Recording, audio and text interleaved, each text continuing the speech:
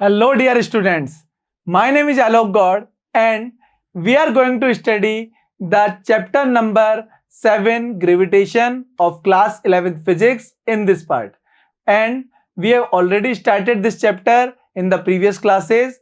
We have discussed about what is gravitational force, what is gravitational acceleration, and we have also studied about escape velocity and gravitational potential energy. In this part, we are going to study about the Earth satellites. What are satellites? What are the importance of satellite? What is periodic time of satellite? We are going to study about these topics in this class. So let's start today's topic. What is satellite? तो बेटा सबसे पहले अपन ये चीज समझ लेते हैं कि सैटेलाइट होते क्या हैं। तो अपन सैटेलाइट जैसा बचपन से पढ़ते आ रहे हो आप कि सैटेलाइट क्या होता है कि जो किसी एक प्लैनेट के चारों तरफ चक्कर लगा रहा होता है उसको अपन क्या कहते हैं, सैटेलाइट कहते हैं। तो अर्थ की जो चारों तरफ चक्कर लगाएगा उसको अपन सैटेलाइट बोलेंगे। तो जनरली अपन अर्थ का जो सैटेलाइट लेकर के चलते हैं, जो आपका नेचुरल सैटेलाइट है वो कौन सा लेके चलते हैं, मून। तो मून अर्थ का नेचुरल सैटेलाइट है। देखो अपन यहाँ पे बता रहे हैं कि अर्थ का जो टाइम पीरियड होता है वो 24 आवर्स का है, मतलब अपनी एक्सिस के ऊपर ही 24 आवर्स के अंदर चक्कर लगाती है। ठीक है, तो अर्थ भी एक तरह से सैटेलाइट ही है सन का। अब अर्थ के चारों तरफ जो चक्कर लगाएगा वो इसका सैटेलाइट बन जाएगा। तो मून इसका एक नेचुरल सैटेलाइट होता है। इसके अलावा आर्टिफिशियल सैटेलाइट्स भी होते हैं जो हम लोग बनाते हैं। क्यों बनाते हैं? हमको यूजेस लेने होते हैं उनके। अपन को आर्मी इंटेलिजेंस में काम लेना होता है, अपन को मौसम की जानकारी चाहिए होती है, हम कोई दूसरे पर्पसेस के लिए काम में भी ले सकते हैं। तो ये सब चीजों के लिए अपन ने क्या करे हुए हैं, हर एक कंट्री ने सैटेलाइट्स को लॉन्च कर करके चारों तरफ, अर्थ की चारों तरफ घुमाए जा रहे हैं। वो अपन को जानकारियां प्रोवाइड करे जा रहे हैं। जैसे कि अपन बोलते हैं कि भाई सबसे पहला कौन सा सैटेलाइट था, मैनमेड स्पुतनिक था। इंडिया ने कौन सा भेजा था, आर्यभट्ट भेजा था। तो ये अपन नेचुरल सैटेलाइट और आर्टिफिशियल सैटेलाइट्स की बात करते हैं। तो नेचुरल सैटेलाइट तो मून है और आर्टिफिशियल सैटेलाइट बहुत सारे हैं जो हर एक कंट्री ने अपने अपने अलग अलग भेज रखे हैं। ठीक है, तो यहाँ पे सैटेलाइट के बारे में जो अपन बात करेंगे तो हम कैलकुलेट क्या क्या चीजें करने वाले हैं। हम उसका पीरियोडिक टाइम कितना है, कितने टाइम में चक्कर लगाता है, वो उसकी ऑर्बिटल वेलोसिटी कितनी है, उसकी टोटल एनर्जी कितनी है, उसकी बाइंडिंग एनर्जी कितनी है, इन सब टॉपिक्स के ऊपर अपन डिस्कस करने वाले हैं।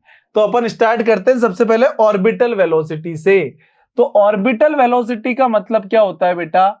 ऑर्बिटल वेलोसिटी का मतलब है कि कोई भी सैटेलाइट जब अर्थ के चारों तरफ घूम रहा होता है तो वो एक पर्टिकुलर ऑर्बिट में घूमता है। मान लो ये स्मॉल एम मास का कोई सैटेलाइट है, ये अर्थ के चारों तरफ घूम रहा है, ये अर्थ है अपनी कैपिटल एम मास की, इसके चारों तरफ घूम रहा है। तो ये एक पर्टिकुलर ऑर्बिट में घूम रहा है। मान लो स्मॉल आर रेडियस की ऑर्बिट में घूम रहा है। ठीक है, अर्थ की सरफेस से h हाइट पर है, ये अर्थ की रेडियस कैपिटल आर मान ली, अर्थ का मास कैपिटल एम मान लिया।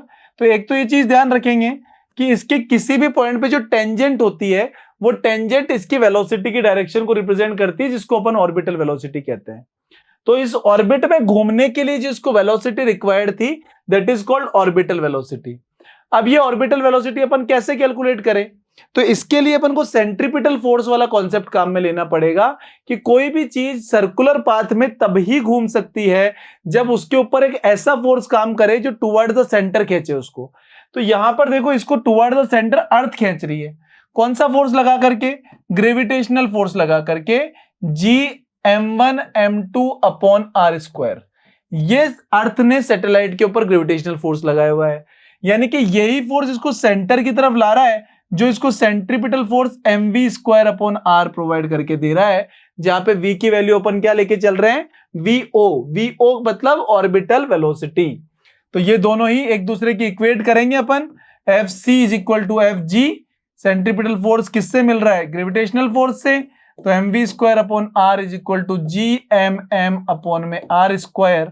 एक आर से एक आर कैंसिल हो रहा है, m से m कैंसिल हो रहा है, तो vo की वैल्यू आ गई है अंडरवुड में Gm/r।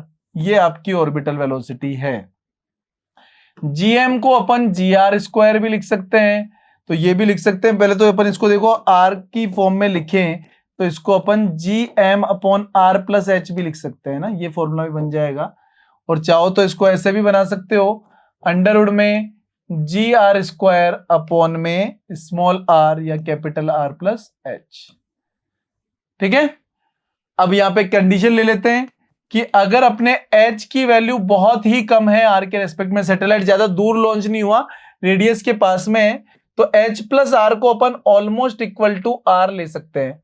उस कंडीशन में ये हो जाएगा अंडरवुड में जी आर स्क्वायर अपॉन में r से r कैंसिल, तो अपनी ऑर्बिटल वेलोसिटी आ जाएगी अंडरवुड जी आर, जबकि एस्केप वेलोसिटी अपन ने निकाली थी अंडरवुड 2 जी आर। तो इसका मतलब जो ऑर्बिटल वेलोसिटी है वो एस्केप वेलोसिटी जो है वो अंडरवुड 2 टाइम्स है किसकी, ऑर्बिटल वेलोसिटी की। लेकिन ऐसा कब देखने को मिल रहा है, ऐसा कंडीशनल है, ऐसा हमेशा नहीं है। ये कौन सी कंडीशन में मिल रहा है अपन को देखने को, जब अपने सैटेलाइट काफी पास में है अर्थ के, ये वाली कंडीशन है तब ही।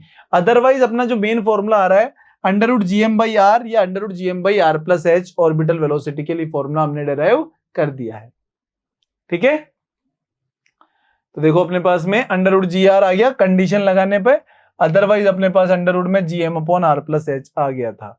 तो ये √2 टाइम्स आ रही है, escape velocity is √2 times of orbital velocity, और ऑर्बिटल वेलोसिटी उसकी 1/√2 टाइम्स आ जाएगी। ठीक है, ये रिलेशन अपन ने डिराइव कर ही दिया है। अब दूसरी चीज अपन निकालते हैं, सैटेलाइट का पीरियड ऑफ रिवोल्यूशन क्या होगा। पीरियोडिक टाइम बोल सकते हो, रिवोल्यूशन पीरियड बोल सकते हो, पीरियड ऑफ रिवोल्यूशन बोल सकते हो। पीरियड ऑफ रिवोल्यूशन से मतलब है कि एक पूरा चक्कर लगाने में अर्थ के चारों तरफ वापस यहां तक आने में इसको कितना टाइम लगा। तो देखो बेटा, टाइम होता है डिस्टेंस अपॉन स्पीड, तो एक पूरा चक्कर लगाने में डिस्टेंस कितनी कवर होती है, 2πr, और स्पीड ये ऑर्बिटल वेलोसिटी v0 से चल रहा है। अभी अपन ने v0 का फॉर्मूला पढ़ा अंडरवुड में gm बाई आर, तो ये अंडरवुड r ऊपर चला गया, 2πr अंडरवुड r अपॉन में √gm। r अंडरवुड r का मतलब क्या हो गया, ये हो गया 2πr की पावर 3/2 अपॉन में अंडरवुड gm, gm को मैं लिख देता हूं जी आर स्क्वायर, तो ये हो जाएगा 2πr प्लस h की पावर 3/2 अपॉन में r अंडरवुड g। ये आपके पास में पीरियोडिक टाइम का फॉर्मूला आ गया है। यहां से अपन कह सकते हैं कि t जो है वो r की पावर 3/2 के प्रोपोर्शनल आ रहा है, या फिर अपन कह सकते हैं टी स्क्वायर प्रोपोर्शनल आ रहा है आर क्यूब के, जो केपलर्स लॉज में भी पढ़ा था अपन ने। ठीक है, मेन फॉर्मूला अपन ये वाला काम में लेंगे, 2πr प्लस एच की पावर 3/2 अपॉन में r√g। अगर अपन कंडीशन लगाते हैं कि h बहुत कम है यानी कि सैटेलाइट क्लोज है, तो अपन r प्लस एच को क्या लिख देंगे, r प्लस एच को ऑलमोस्ट इक्वल टू r लिख देंगे, तो अपने पास t इज इक्वल टू 2π, और ये हो जाएगा r की पावर 3/2 अपॉन में r अंडरवुड g।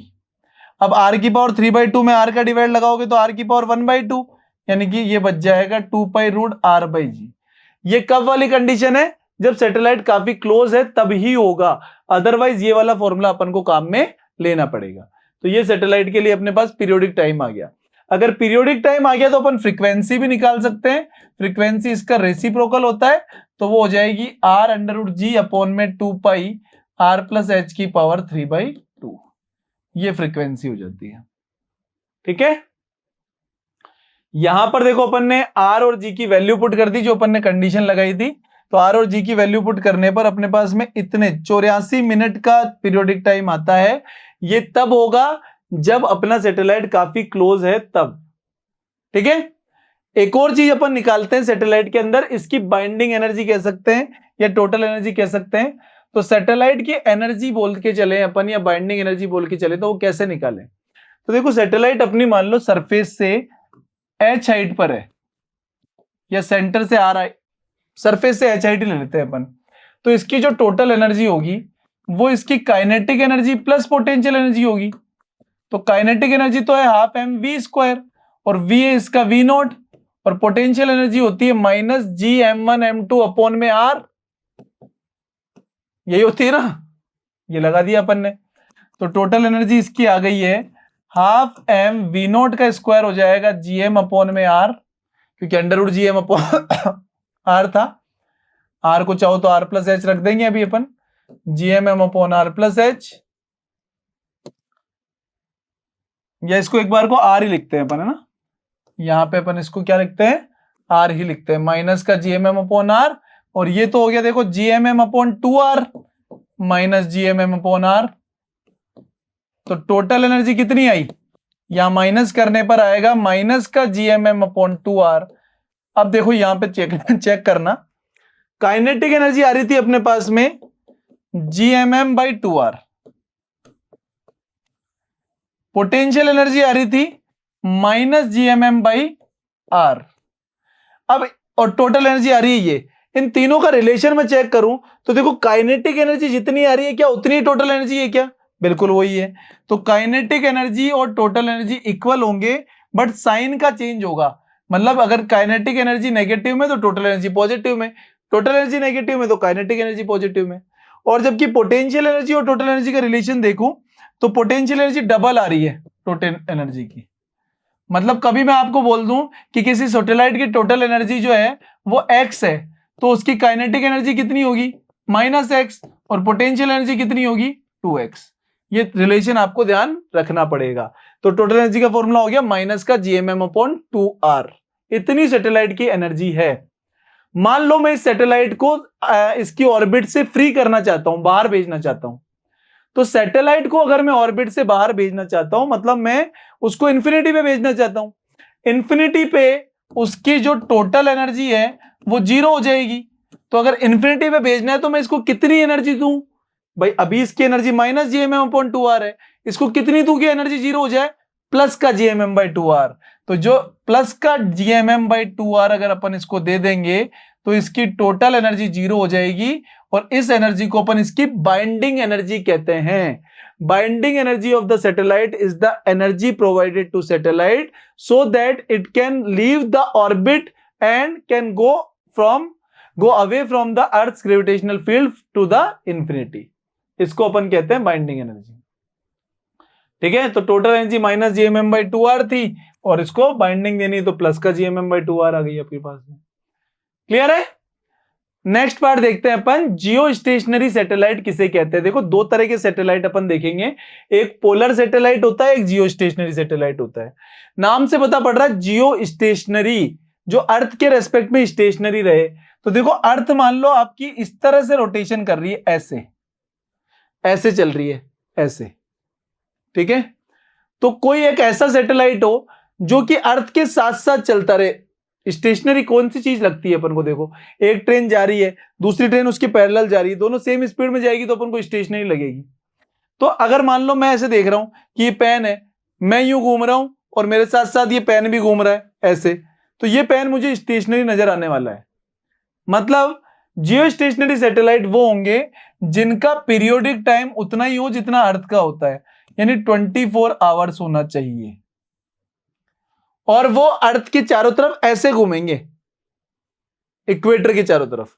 जबकि पोलर सैटेलाइट कैसे घूमेंगे, वो घूमेंगे ऐसे, इस तरह से। भाई अर्थ ऐसे है ना, तो वो यूं घूमेंगे। भाई अर्थ जैसे यूं घूम रही है, तो पोलर सैटेलाइट कैसे घूमेंगे, ऐसे घूमेंगे, इस तरह से। तो वो अर्थ का पूरा पार्ट कवर करेंगे। तो पोलर सैटेलाइट ज्यादा यूज में आते हैं, जबकि जियो स्टेशनरी सैटेलाइट्स कम यूज में आते हैं, क्योंकि ज्यादा बेटर रिजल्ट अपन को दे सकते हैं पोलर सैटेलाइट्स। क्लियर? तो यहां आज अपन अपनी क्लास को कंप्लीट करते हैं। आज की क्लास में अपन ने सैटेलाइट्स क्या होता है वो समझ लिया है, जियो स्टेशनरी सैटेलाइट, पोलर सैटेलाइट समझ लिया है, पीरियोडिक टाइम और टोटल एनर्जी और बाइंडिंग एनर्जी के बारे में पढ़ लिया है। आई होप आपको क्लास अच्छे से समझ में आई है। तो इस पे बेस्ड कुछ क्वेश्चंस अपन देखते हैं। क्वेश्चन नंबर 1 कह रहा है कि which of the following is satellite, इनमें से कौन सा सैटेलाइट है, यहां पर अपन को ये बताना है। तो यहां पे सैटेलाइट, नेचुरल सैटेलाइट कौन सा है ये बताना है।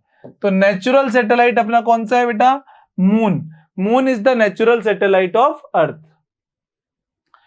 टाइम पीरियड ऑफ सैटेलाइट कितना होता है, अगर अपन बात करें कि जो सरफेस पे टाइम सैटेलाइट होता है उसका टाइम पीरियड होता है, जो अपना सरफेस वाला सैटेलाइट होता है उसका टाइम पीरियड होता है लगभग 84.6 मिनट्स, यानी कि 85 मिनट। ये आपका आंसर रहने वाला है। ठीक है, तो आज की क्लास यहीं पे कंप्लीट करते हैं। सैटेलाइट वाला टॉपिक अच्छे से क्लियर करिए। मिलते हैं नेक्स्ट वीडियो में, तब तक के लिए have a very nice day. जय हिंद, जय भारत, धन्यवाद।